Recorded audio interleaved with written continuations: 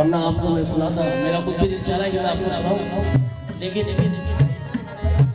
जिंदगी में जवानी सारी होती है।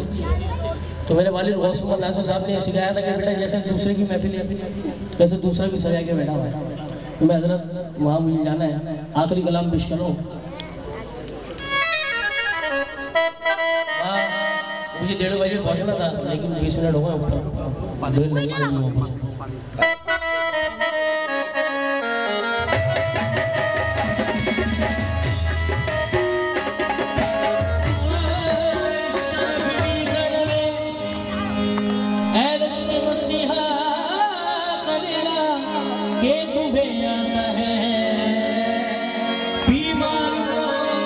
अच्छा करना शराब नजर से